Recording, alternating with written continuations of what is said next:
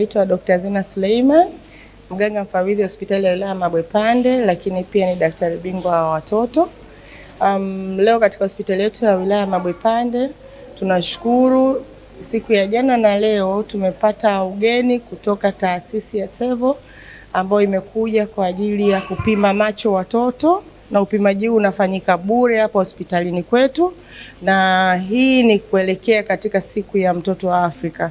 Kwa tunashukuru sana, imesaidia sana kusogeza watoto wenye matatizo ya macho, na tunaamini hii huduma ya macho muda sio mrefu na hospitali yetu pia itakuwa nayo. Kwa hiyo tutakuwa na wigo mpana zaidi wa kuwafikia wananchi.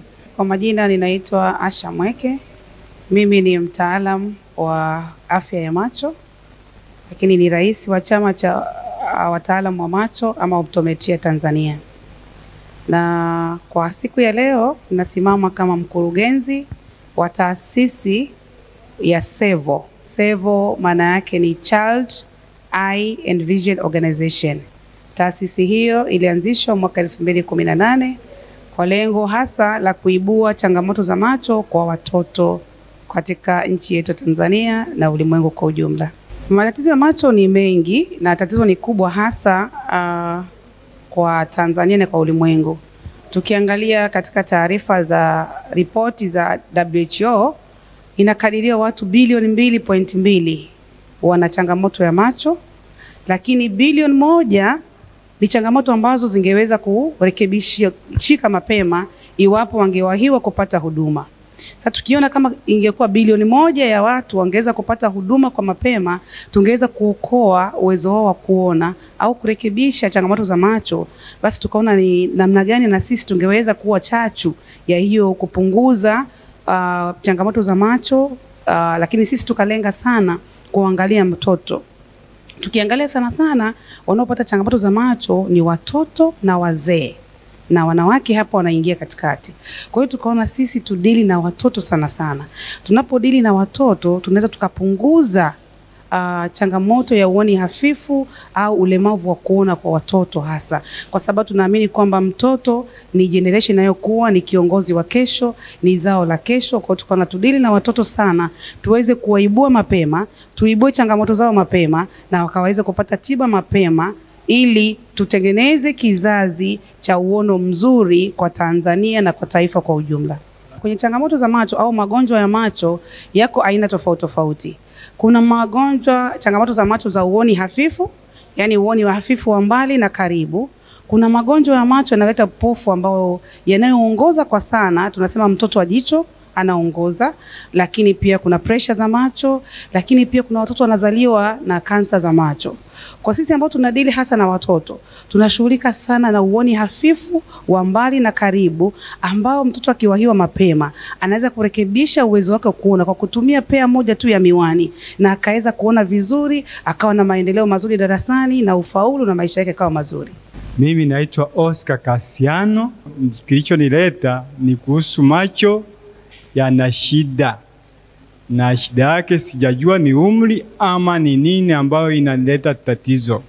Ndio mtanipa majibu, ndio kilichonileta kwa siku ya leo.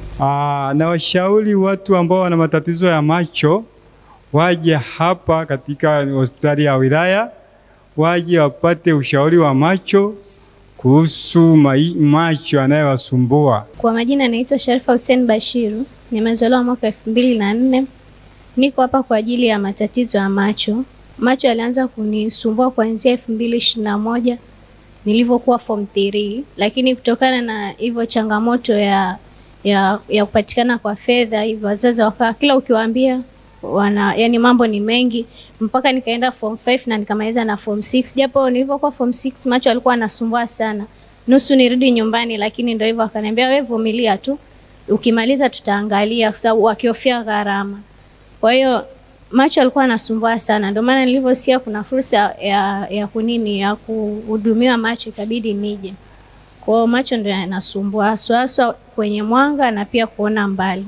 Na nipelekea sengine pia hivyo kusoma inakuwa ni shida, hata muda ule wa mchana mwanga ulikuwa mkali. Mimi naitwa Constantine Isidore Chamlungu. Ni mzaliwa wa Morogoro na na umri wa miaka 57 hapa nilipo. Nina matatizo ya macho. Macho yalianza kunisumbua toka mwaka 2006. Hili jicho la kulia lilinisumbua sana, nililazwa Muhimbili karibu mwezi mzima pale, lakini sikupata matibabu ambayo ya kuweza kupona. Sasa hivi inategemea jicho moja tu, ile la kushoto. Sasa niliposikia jana tangazo kwamba kuna huduma ya macho kwenye hospitali ya wilaya ya Mabwepande, na mimi ni mkazi wa Mabwepande, licha wametangaza kwamba ni watoto wadogo kuanzia umri wa miaka 5 na kuendelea, lakini na mimi ni mmoja wapo mwenye matatizo kama hayo ya macho, nikaona nifike hapa ili waniangalie jicho langu lililobaki. Ni sina uono wa kuona mbali. Mpaka sasa hivi nikila kuanzia vitu vitamu naweza nikajikuta kwamba linatoka machozi, na siwezi kuona mbali zaidi, hata maandishi madogo siwezi kuyasoma. Kwa hiyo nikafika hapa ili nipate uchunguzi kwa hao wataalamu, wanipe tatizo langu ya hili jicho lililobaki, kwa sababu ni sawa sana na moyo. Sawa, uliobakia ni siuone, lakini jicho langu na moyo wangu ndio huo unaolinda muda wote, kwa sababu ni jicho moja.